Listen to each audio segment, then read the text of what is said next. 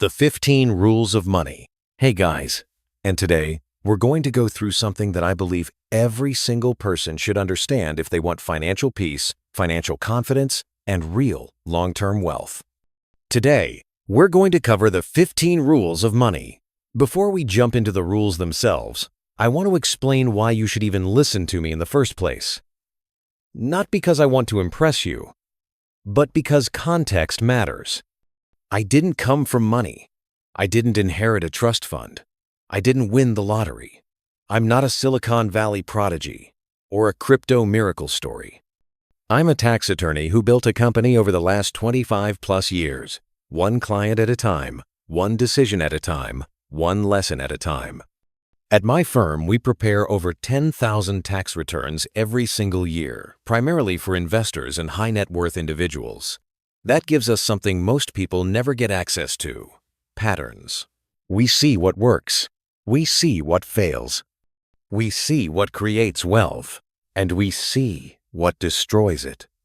On top of that, my business partners and I personally own over 300 individual properties: apartments, commercial buildings, warehouses, single-family homes, duplexes, fourplexes, eightplexes, 16plexes, storage facilities.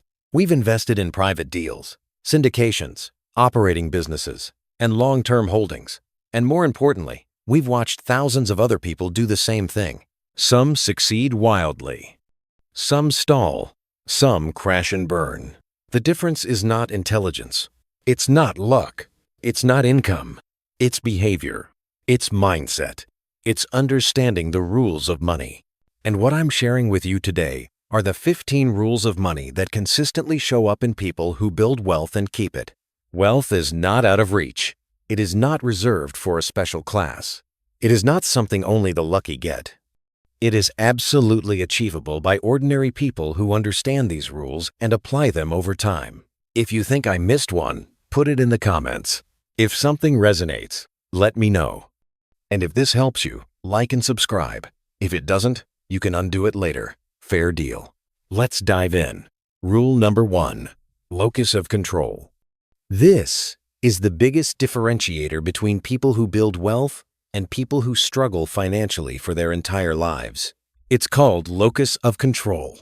All that means is this: do you believe you can influence your financial outcome, or do you believe life just happens to you? People with an internal locus of control believe their actions matter. People with an external locus of control believe everything is out of their hands. And study after study shows that this belief alone predicts financial success more than education, background, or income. If you believe money controls you, it will. If you believe you can control money, you start acting differently. This is what I call the checkup from the neck up. Your mindset shapes your beliefs. Your beliefs drive your behavior. Your behavior creates your results. If you believe you can become wealthy, you'll start looking for ways to learn. If you believe you're a victim of the system, you'll stop trying. And the tragedy is that belief becomes a self-fulfilling prophecy. Rule number 1 is deciding, once and for all, that you are responsible for your financial future. Rule number 2, the Rule of 72. Albert Einstein famously called compound interest the 8th wonder of the world. The Rule of 72 is simple, but it's powerful. Take the rate of return you're earning and divide it into 72. That tells you how many years it takes for your money to double. At 10%, your money doubles roughly every 7.2 years.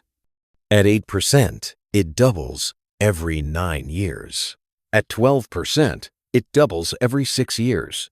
Wealth is a game of doubling. 10,000 becomes 20. 20 becomes 40. 40 becomes 80. 80 becomes 160. 160 becomes 320. 320 becomes 640. 640 becomes over 1,000,000. 7 doublings. That's it. People hear that and say, "Toby, that takes too long." Yes, that's the point. Wealth is built slowly, then suddenly. What's fascinating is that national studies of over 10,000 millionaires found that teachers were the third largest group of millionaires. Teachers are not overpaid. They're not high-flying executives. They simply invested consistently and allowed compounding to do the heavy lifting. This rule works quietly, relentlessly, unemotionally, and it works for anyone who uses it. Rule number 3, the 70/30 rule. If you want to build wealth, you must live below your means. Not someday, not when you make more money. Now, the 70/30 rule means you live on 70% of your take-home income and allocate 30% intentionally. That 30% breaks down like this: 10% giving or contribution, 10% debt elimination, 10% investing. If you don't believe in giving, fine. Put the full 30% into investing. If you're debt-free, great. Increase investing. But the rule is non-negotiable. You must spend less than you earn.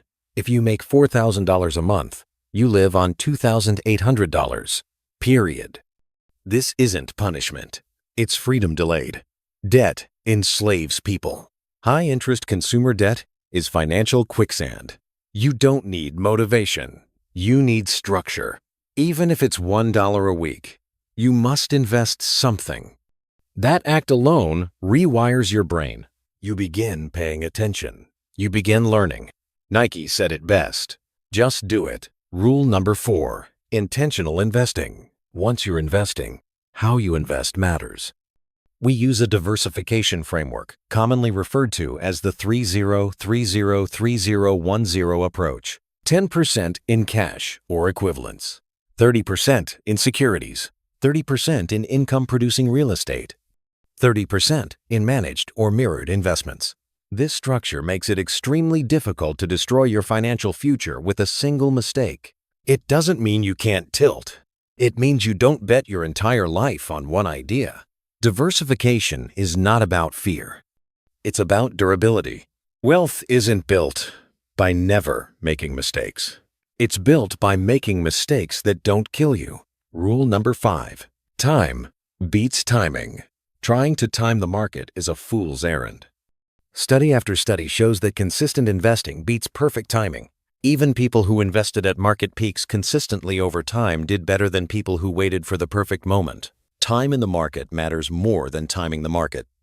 If you invest for 15 years or more, your probability of losing money historically approaches 0. That includes crashes.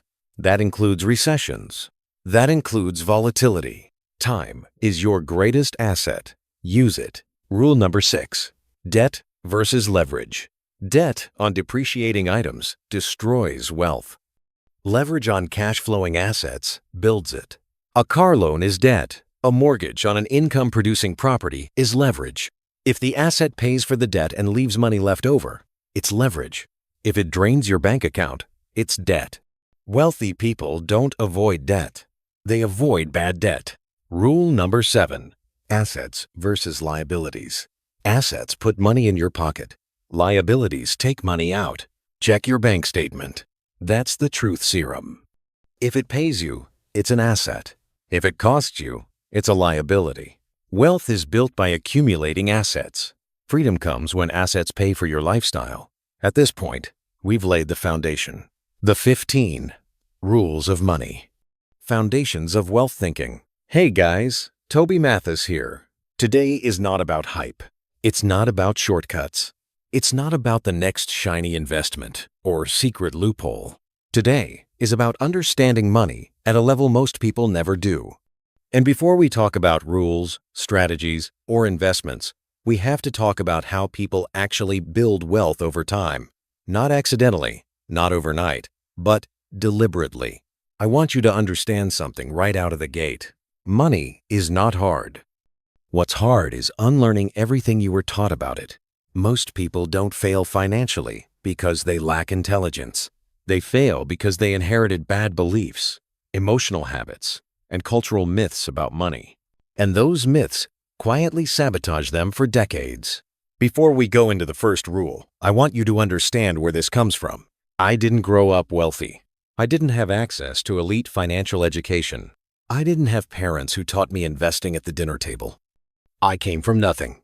What I did have was exposure. Over the last 25 plus years as a tax attorney, I've had a front row seat to people's financial lives. Not what they post online, not what they brag about. The real numbers, the real decisions, the real outcomes. Every year, my firm prepares more than 10,000 tax returns, primarily for investors and high net worth individuals. That means I don't just see success stories. I see mistakes. I see patterns. I see what quietly destroys wealth, and I see what quietly builds it. I've watched people earning $80,000 a year retire wealthy. I've watched people earning $800,000 a year go broke. Income is not the deciding factor. Knowledge alone isn't either. Behavior is, and that brings us to the first and most important rule. Rule number 1. Locus of control, the root of all financial outcomes. If I could only teach one rule of money for the rest of my life, this would be it. Locus of control. It's a psychological concept, but it has massive financial consequences. Locus of control simply asks one question. Do you believe your life is shaped by your choices or by forces outside your control? People with an internal locus of control believe, my decisions matter. My actions influence outcomes. I can learn, adapt, and improve.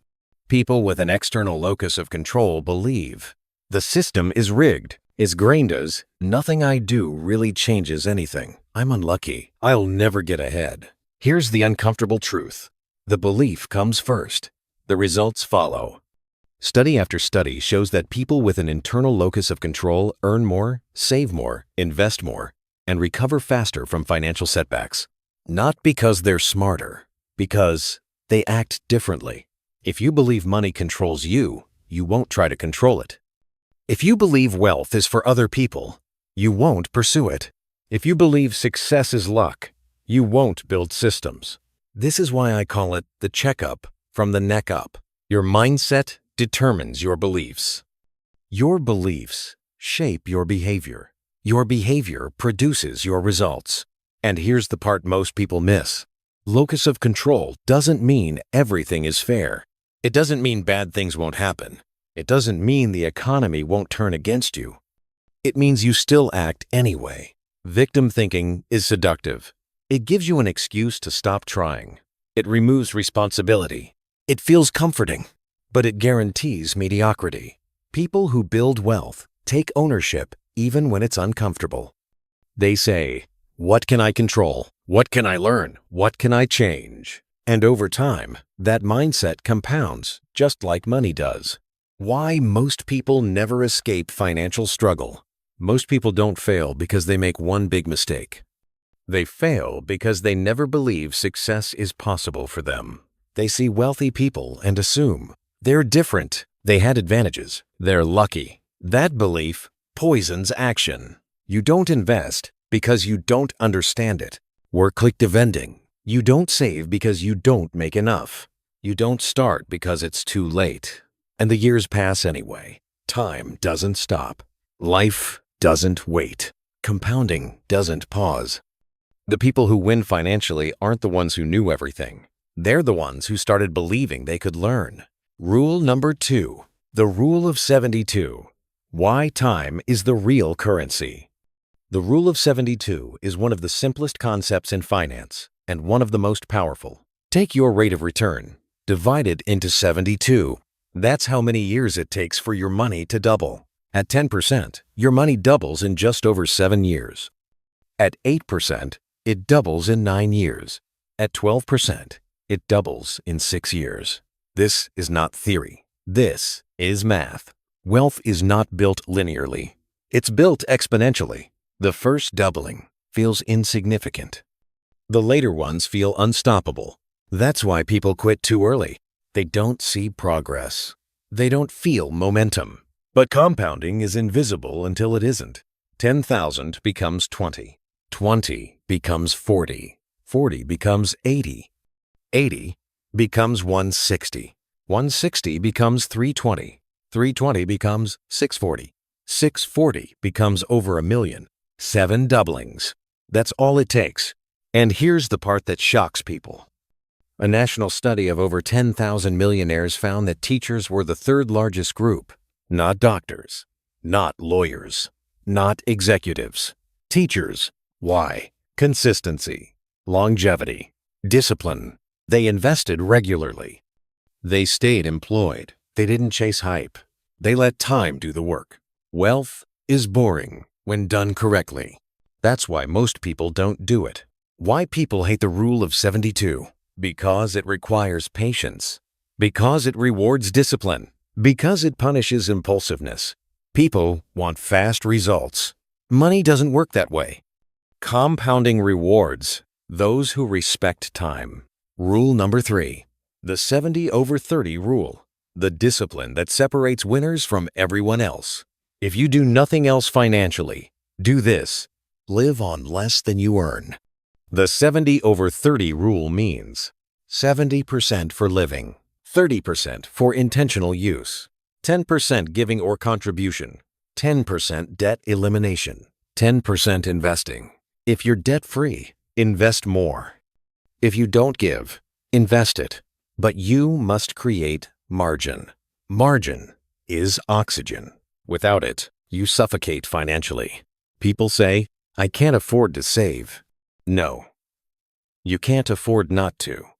No. You can't afford not to. Saving isn't about the amount. It's about the habit. Even $1 a week changes your behavior. It forces awareness.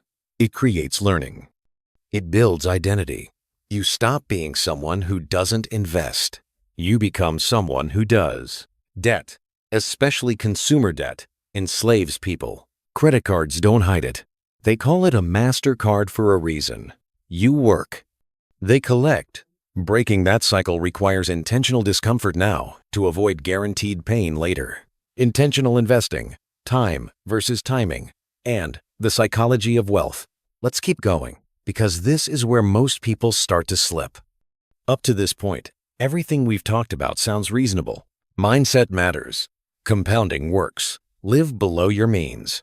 Most people nod their heads and say, "Yeah, that makes sense." End quote. And then they still don't build wealth. Why? Because understanding concepts is not the same as acting intentionally. That's where the next rule comes in. Rule number 4. Intentional investing, not accidental participation. Most people are accidental investors. They don't have a plan. They don't have a framework. They don't know why they own what they own. They just sort of stumble into investments. Someone at work mentions a stock. A friend talks about crypto. Their bank suggests a mutual fund. They inherit an IRA and never touch it. That's not investing. That's participation without intention. Intentional investors know 3 things at all times. They know why they're investing. They know what role each investment plays.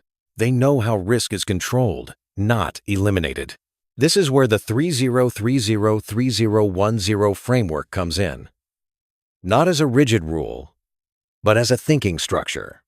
10% in cash or equivalents. That's not dead money. That's flexibility. That's opportunity capital. That's safety without panic. Cash allows you to act when others can't. Cash keeps you from selling assets at the wrong time. Cash is not there to make you rich. It's there to keep you from being stupid. 30% in securities, income-producing securities, dividend-paying stocks, broad market indexes, strategies that generate cash flow, not just hope. This is money that pays you for owning it. 30% in income-producing real estate or real estate equivalents. Not your house. Not speculation. Income. Real estate works because it combines leverage, cash flow, appreciation, and tax efficiency. That's why it shows up in almost every wealthy portfolio on the planet. And the final 30% is managed or mirrored investments. This is where humility comes in. You don't have to be the smartest person in the room. You don't have to outguess the market. You don't have to control everything. You can let experts do what they do best while you learn. The purpose of this structure is not optimization. It's resilience. When one area underperforms, another carries the load. When mistakes happen, they don't end your financial life.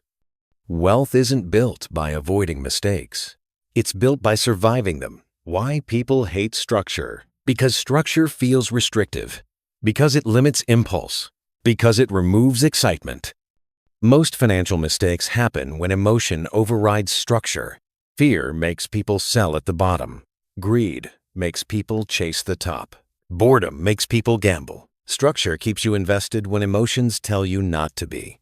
It keeps you boring. And boring builds wealth. Rule number 5. Time versus timing. This rule destroys more egos than almost any other. Everyone wants to believe they can outsmart the market. Everyone wants to buy at the bottom and sell at the top. Very few can. Almost none do consistently. Study after study shows that trying to time the market produces worse results than simply investing consistently. Even people who invested at market peaks, year after year, over long periods, ended up doing remarkably well. Why? Because markets trend upward over time, because businesses grow, because inflation pushes asset prices higher, because productivity compounds. The biggest enemy of wealth is not bad timing. It's no time. People wait. They hesitate. They overanalyze. They want certainty. And while they wait, compounding never starts. Here's a hard truth. You don't need perfect timing. You need participation and patience. If you invest consistently for 15 years, historically, your probability of losing money approaches 0. That includes recessions. That includes crashes. That includes bear markets. The people who suffer the most are those who panic. They sell when fear is highest. They re-enter when confidence returns. They buy high and sell low without realizing it. Before we wrap up, I want to leave you with this. Everything we covered today only works if you apply it. Knowledge alone doesn't change anything. Action does. Consistency does. Time does. You don't need to be perfect. You don't need to know everything. You just need to start thinking differently and acting intentionally. If even one of these rules made you stop and think, then this video did its job. If you found value in this, please hit the like button. It helps the channel reach more people who need to hear this message. And if you want more content like this, practical, honest conversations about money, investing, and building real wealth, make sure you subscribe to the channel. If you think I missed a rule, or you have one that's worked for you, drop it in the comments. I read them. Thanks for spending your time with me. I'll see you in the next one.